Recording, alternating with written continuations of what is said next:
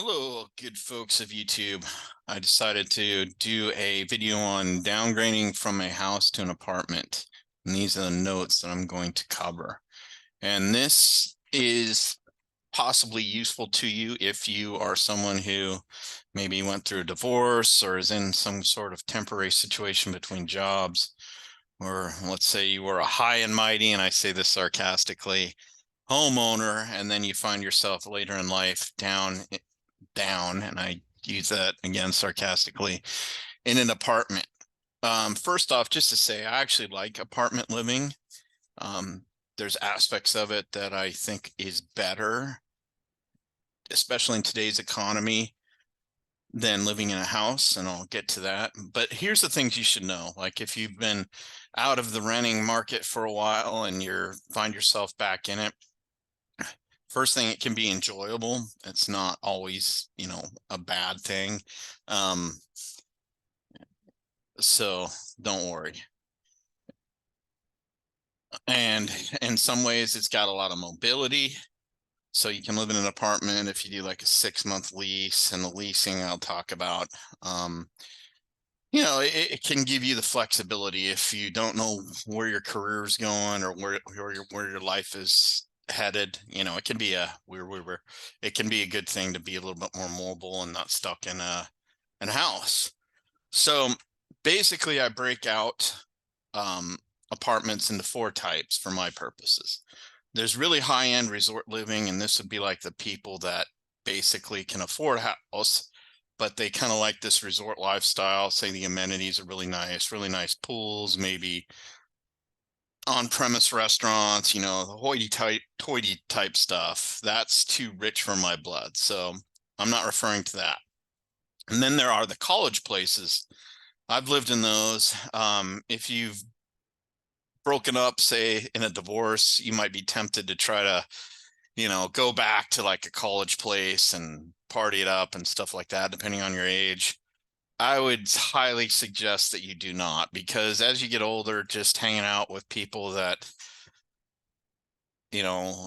stay up all night and don't care if they make a bunch of noise, don't care about you necessarily, it just gets old. So I would avoid that.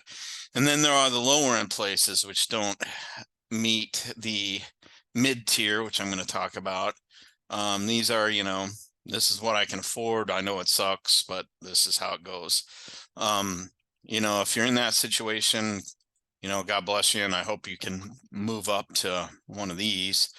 And the one I'll be talking about tonight are basically working class apartments, people that have full-time jobs, that are have families or are single, maybe recovering from divorces and stuff like that, or in a transition phase, and they find themselves in these type apartments. They're nice. They're not quite high-end apartments. And I think they're a good choice to live in.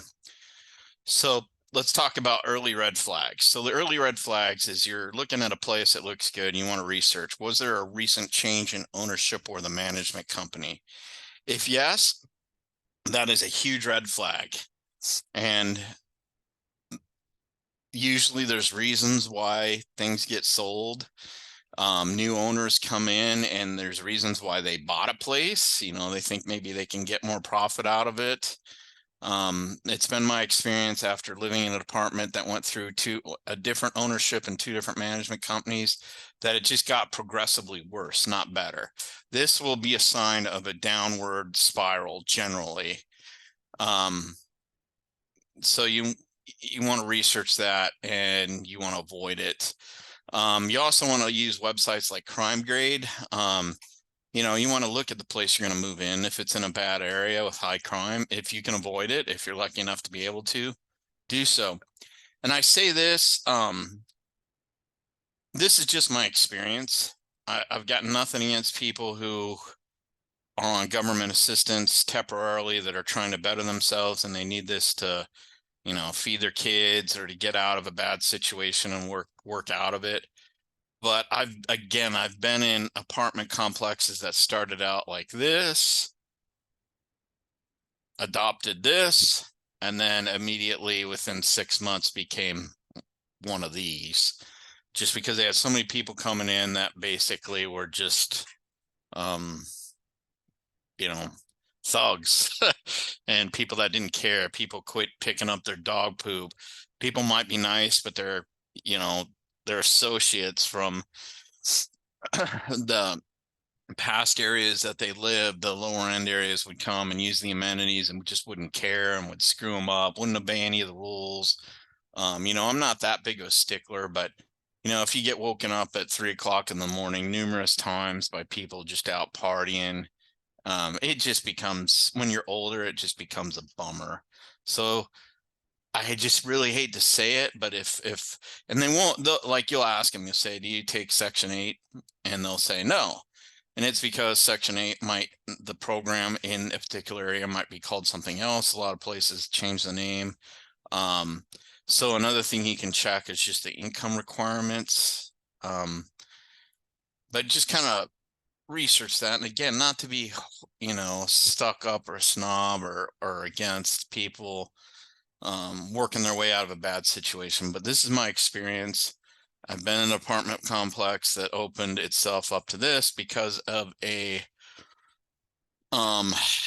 change of ownership and change of management company, and the place just went down super rapidly. So it is what it is. Other things you need to check, you know, before you move into a place, even if it looks good, you know, make sure the stuff that you need is nearby, like grocery stores, schools. If you have kids, you know, what are the schools like? You know, all the things that you normally hop in a car and go to, you know, it's convenient if they're close, and it's not convenient if they're super far away. So check that out. When you rent an apartment, it's really weird sometimes how they price things. So like in my apartment complex, I was looking at, like, essentially they called it like a bedroom and a den. It was basically a 2-bedroom place, but one of the bedrooms was real small. But I figured, perfect, I have a son with me part of the year, that'd be perfect for him. But it was, in the end, it was only like $100 cheaper than just getting a 2-bedroom, and the 2-bedroom had like 300 more square feet or something like that at the time. So check the configurations. You might end up going bigger. Also, sometimes they'll have older units that haven't been refurbished. Like mine is an older unit. I don't care. Everything works except for the dishwasher. Dishwasher doesn't work. I'm trying to get them to fix that. But yeah, you could save a lot of money by going with a non-refurbished unit. Check online reviews. There's a whole bunch of garbage there. Look for lots of fake reviews, like, oh, Bob and Jim and maintenance, or Jody at the front desk, they're just so awesome people, blah, blah, blah, 5 stars. And then when there's bad reviews, you'll have somebody come on saying, oh, I'm sorry you feel that way. Please contact me or the rental agency at blah, blah, blah, blah, blah. Those are kind of like pattern comments that I've noticed. So that means that there's pretty much bots looking at that, like apartments.com or some of the bigger sites, looking for bad comments. And that's just a generic thing that they just dump in there, which is probably a sign that the management company really isn't all that interested in helping you with your issues. Also, there's a lot of, you'll see like these really negative reviews, but when you look at them, it's just like, come on, people, this is an apartment complex. You're not moving into like, you know, Camelot. And there's some people that just don't quite get that. They move in, they expect everything to be perfect. Nothing's going to be perfect. You know, even at the high end level up here, nothing's going to be perfect.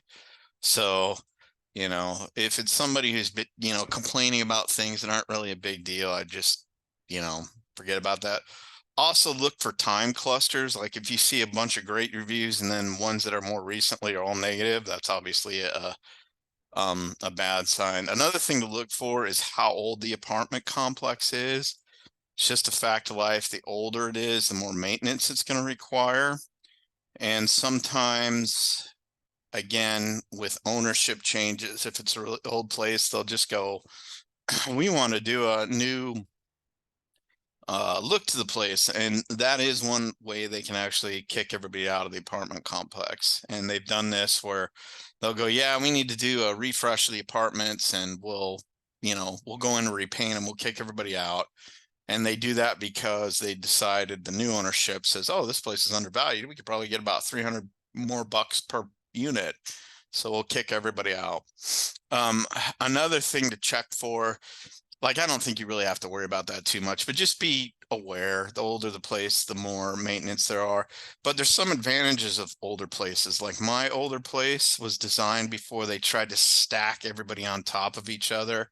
That's another thing too, is spacing, being on top of each other. You don't want that. So watch out for that. I know in my state of Arizona, the newer apartment complexes are basically like Bulgarian block houses, where they basically give you 2 micro rooms. They're probably like 700 square feet for a 2 bedroom, and they just stack them. Most of them are 3 stories, because if they're 4, I think by law they have to have an elevator.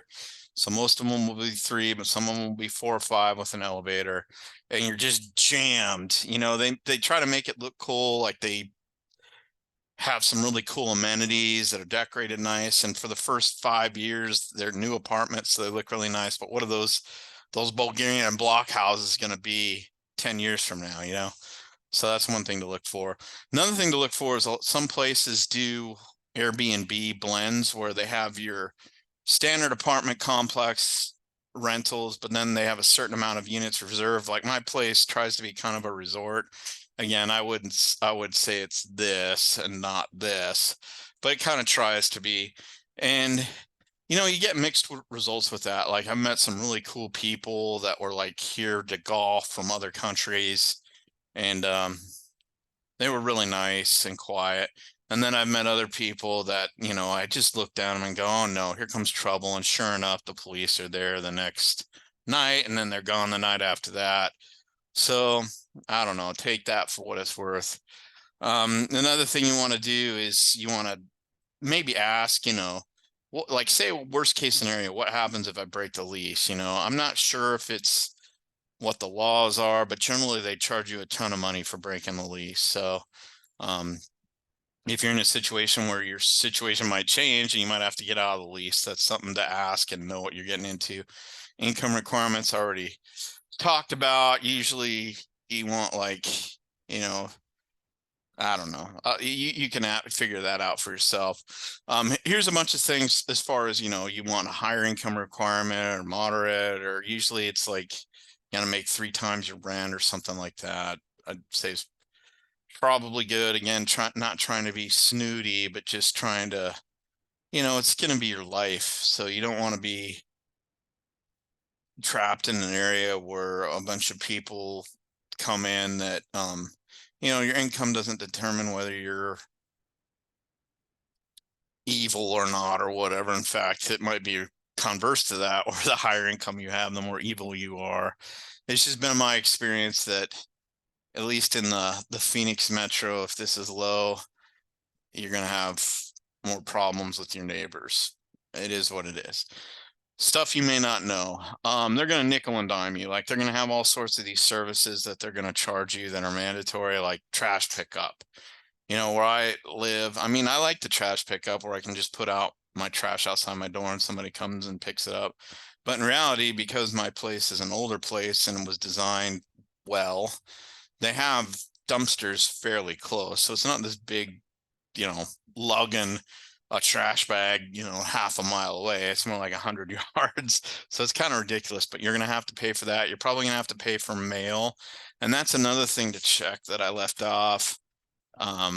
Mail and Amazon, you want to make sure that they deliver, because it's really weird in my apartment complex. A lot of them will have like these lockers, like the Amazon lockers or some other service. And sometimes they'll deliver them there. Sometimes they'll put them on your doorstep. Sometimes if they go through the post office, the post office just flat out won't deliver packages over a certain size. If they won't fit in your mailbox, they won't deliver them, and you have to drive down to the post office, which is kind of a bummer. Does the post office deliver?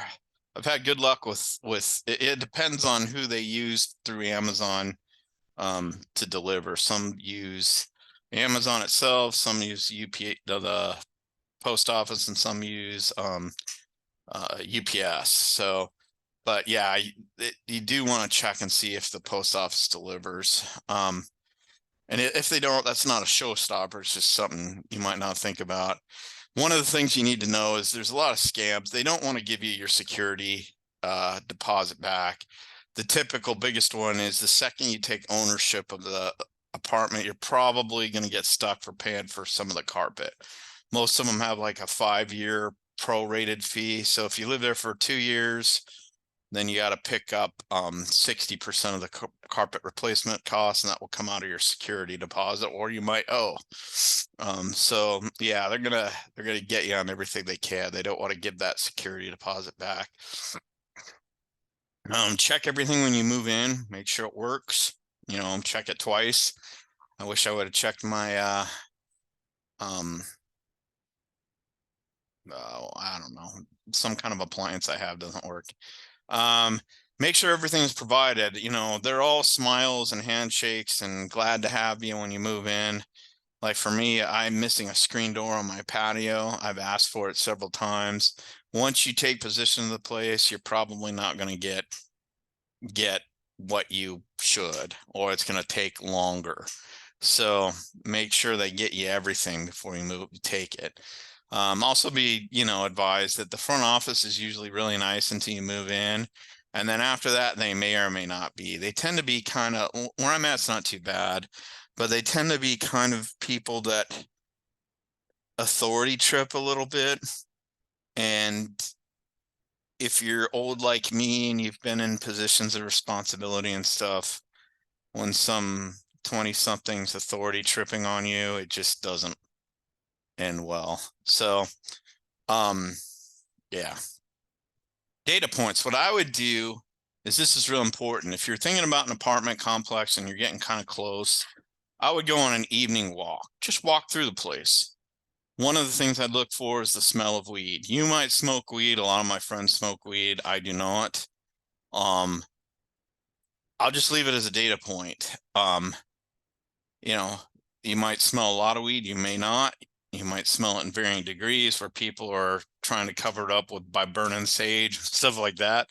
Or people are just full on, like in my older apartment complex, just full on. I mean, you could get high about 3 apartment blocks away from the amount of weed this one person was smoking there for a while. Dog poop. Look for dog poop. I mean, no apartment complex is going to be perfect. You're always going to find dog poop. There's always going to be some idiots who don't pick up their dog poop, or nice people that just, for whatever reason, maybe that night they forgot a bag or whatever. But if you see a ton of dog poop, then that's probably a bad sign, because that just shows disrespect from your neighbors to other neighbors. Cars, how do they look? Again, I don't want to be like hoity-toity and but if you're looking at a bunch of beaters, it's probably a bad sign. It is what it is. Gated communities. Most of the time, these gated communities, from my experiences, the gates are very expensive. They break and they never fix them. So that shows a commitment to you as far as how they prioritize meeting their end of the bargain. Like if you buy into a gated community, which my current one isn't, so I don't care, but my older one was, and it really wasn't a gated community because the gates would be broken for months at a time. So it's kind of like they can break their end, but you can't. Another thing to look for is adequate parking. Usually you can pay money, and you can, again, to the nickel and diming up here, you can pay money for dogs going crazy over there. You can pay money for a parking spot, and then there's usually open parking spots. But look, and if you come into a place and it's just like in the evening, it's just jammed. If you're looking at having more than one parking spot, where you have like one assigned and then one free floating, the free floating one, if there's not adequate parking, you might end up parking 600 yards from your apartment. It's a real drag. And also, depending on the people in your apartment complex, there could be people that just go ahead and park in your spot, and that becomes kind of a problem. Obviously look for like trash on the ground. look for like around the dumpsters and stuff, like are they fairly clean or is there stuff blowing out? If it's not fairly clean, that's a bad sign. How's landscaping? And again, this is a um look at the total landscaping. Like in my apartment complex now, which I'm pretty happy with, like if you went in today, the landscaping would fail because it looks like they're not taking care of the grass or whatever. It's just the difference between like summer and winter grass, or they let the summer grass die and now they're just now getting the winter grass going. But if you look, you wouldn't know that. So check everything out. How is the landscaping? Um, and yeah, that'll be telling. How many empty apartments do you see? Don't be too peeking around in people's windows and stuff. But if you can kind of tell, like a lot of the times, especially in my apartment complex, if they're in there cleaning up an apartment to flip, they leave the curtains open or the little blinds open, and there won't be any furniture at all in. They usually leave the lights on, so they kind of stick out like a sore thumb. And if you see a lot of empty apartments, that could mean something. How are the amenities kept up? Again, like one of the tricks that they'll do is like my old apartment complex, it had this pool and they advertised it as a saltwater pool. Well, then the new ownership took over and the new maintenance crew took over, which was really 80% of the same maintenance crew with some slight changes. And they just decided they didn't want to maintain the saltwater pool, so it just became a regular pool. And none of the sales stuff indicated that it was no longer a saltwater pool. And then also just the pool in general, sometimes they'll decide we want to change the pool. So they'll just randomly, you go into a place expecting pools and dog parks and stuff like that. And they'll just go, we decided we're going to work on those for the next 6-8 months. So you don't get a pool, you don't get a dog park. Look for those type of things if you can. You got to research the management company a little bit, or just ask people, have they ever pulled any of this type of stuff while you were living here?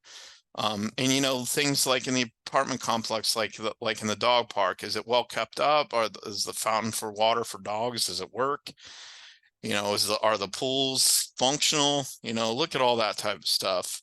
The people, do they seem nice? Or are they sketch?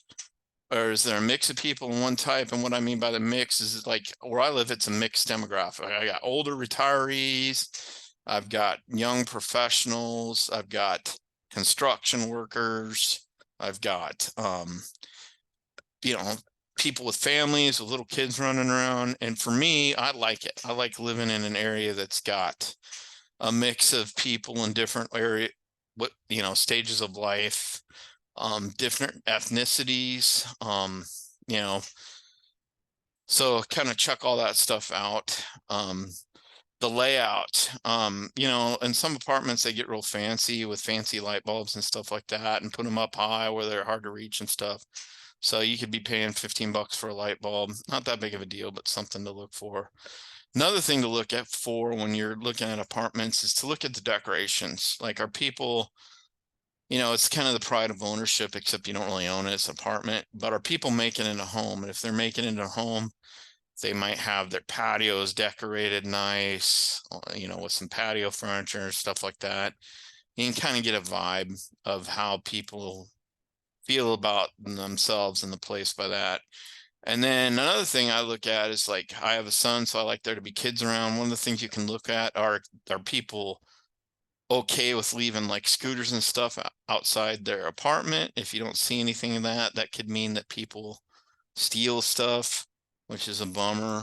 I like to see kids running around. If I don't know, if you have kids, look, you'll know what to look for. So these are the things that if you've been out of renting for a while and you need to rent again, I think for me, I actually enjoy renting more than I do owning.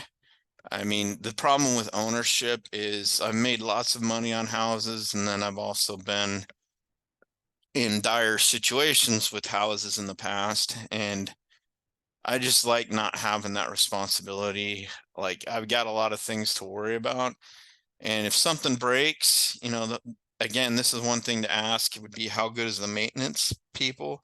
Maintenance people at this apartment complex are pretty good. You know, they still haven't fixed my dishwasher, which kind of ticks me off.